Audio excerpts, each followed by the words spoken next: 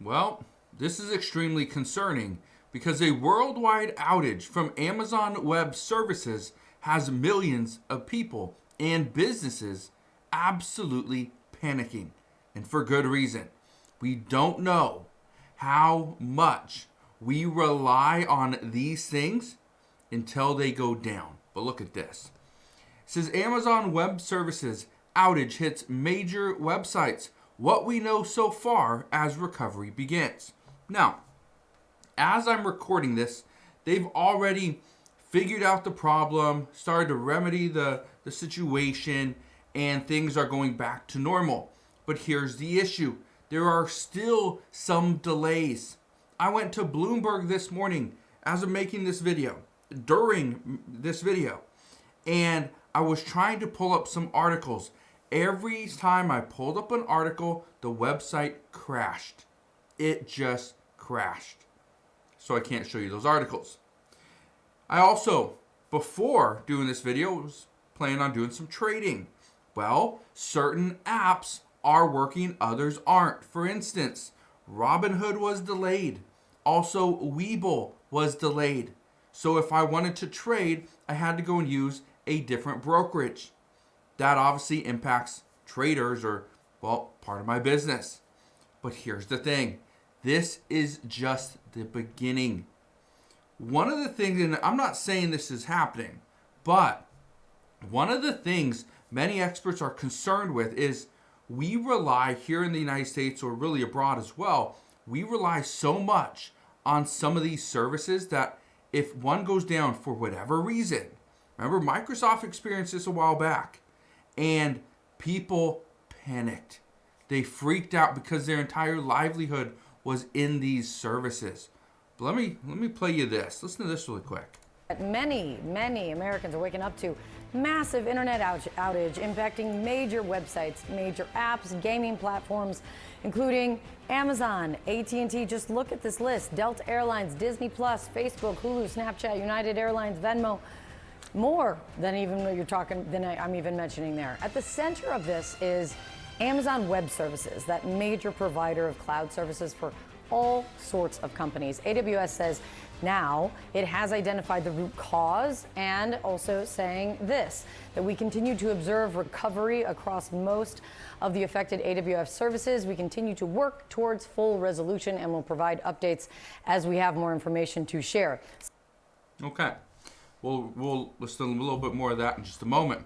I do want to show you a couple things though. Okay? Look at this right here. I want to explain what happened. It says the outage was first reported at 12:11 a.m. Pacific Daylight Time in AWS's main U.S. East 1 region hosted in Northern Virginia. A notice on AWS's status page said it was experiencing DNS problems and DynamoDB, its database service that underpins many other AWS applications. It says that AWS cited an operational issue affecting multiple services and said it was working on multiple parallel paths to accelerate recovery. In an update at 2:01, more than 70 of its own services were affected. Says shortly afterward, AWS said it is seeing significant signs of recovery. By 3:35 a.m., the issue had been fully mitigated. Says AWS said in an update, adding that most AWS service operations were succeeded normally again. Says some requests may be throttled while we work towards full resolution, it said, noting that some services were continuing to work through a backlog. Okay. But here's the interesting part, and this is why I'm bringing this to your attention. I have been warning people for the longest time to make sure you diversify your money. Don't rely on just one bank. Don't rely on just one income. Don't rely on just one thing. Okay? The reason for that is because if you lose your job, you don't have an income. Your bank closes or has some type of an issue or fraud, where's your money? Okay? If you rely on Amazon Web Services for everything, which a lot of companies do, and this is why we see a lot of pushback against, especially from Congress, that some companies are getting too big. And if they become too big, we become vulnerable. Which is essentially what happened. I want to read you a list of some of the companies that were hit. It says the website Down Detector said that users reports indicated problems at sites including Amazon, Disney Plus, Lyft, McDonald's app, the New York Times, Reddit, Ring, Robinhood, Snapchat, T-Mobile, United Airlines, Venmo, and even Verizon. It says British government websites gov.uk and HM Revenue and Customs were also experiencing issues per Down Detector. It says right here, a government spokesperson told CNBC, "We are aware of an incident affecting Amazon Web Services and several online services which rely on their infrastructure. Through our established incident response arrangement, we are in contact with the company who are working to restore services as quickly as possible." Okay. Lloyd's Banking Group, again, talked about banking, confirmed that some of its services were affected and asked customers to bear with us while it worked to restore them. Some 20 minutes later, it added that services were coming back online. The issue, though, is what if you needed this?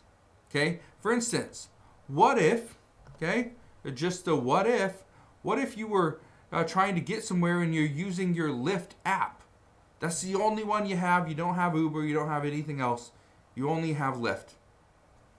And you can't get a ride. You can't make it to work. You're stuck at a hotel somewhere. You're stuck at your house. Whatever it may be. What happens then? What happens if you're trying to catch a flight? Okay? And you can't because, well, you're stuck. Right? You are seriously stuck there. Well, that's what happened. Right here it says Amazon Web Services outage hits airlines disrupting check-in. I want to read a little bit of this to you because it does say airline websites including Delta and United were among those hit by Amazon Web Services. You see right here, United responds to a customer on X on Monday that it was experiencing a system glitch affecting our online tools. United told CNBC some of its internal systems were temporarily affected by the outage and that it was using backups to end the disruption. The airline said our teams are working to get customers on their way. Delta did say it was a minor delay, but they still got them on their way. Let's watch the rest of this really quick. We're not saying a lot right now. Let's get over to CNN's Bryn Gingras.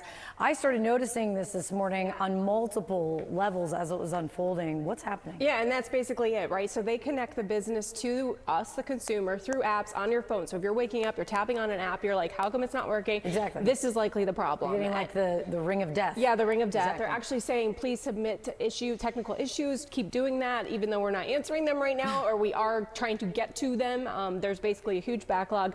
As you just said, there's been some significant progress in this. This happened way overnight, so there has been some significant progress, but still there's a huge backlog of all these apps and all these companies that are looking to basically get restored. Yeah. So there's even issues at the airport. I'm hearing about people who are trying to check into their flights and they can't because they can't do it through the phone. So there's so many different companies, as you've just listed a whole bunch of them: Amazon, AT&T, Delta, gaming services, right, like Roblox, even cryptocurrency companies are being affected.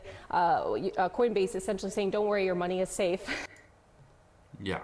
So Coinbase says, yes, your money is safe. Don't worry about it. Same thing happened with Webull, Robinhood, a lot of these trading platforms. That's one of the big issues that a lot of people are concerned with, right? And you can see here, Venmo is even on this list. Well, people are concerned. This is why they pull money. This is why we see bank runs. This is why people have a little bit of an issue trusting such a massive company. Because if one thing causes them to go out of business or they get shut down or there's a hack of some kind, there's a lot of information that's leaked, but that also disrupts their daily lives. So let me ask you this one question and then I'll let you go. What was impacted that you use? Okay, what was impacted? For me personally, I couldn't use Bloomberg. I couldn't use Webull, right? Those are two services that I use almost daily. So that's how I was impacted. But again, this major outage according to Amazon Web Services, should be going back to normal. They're just experiencing some minor delays. So we'll see what happens over the rest of today, but that is what we know as of right now. So again, thank you guys for watching. Consider subscribing, and I'll see you guys on the next one.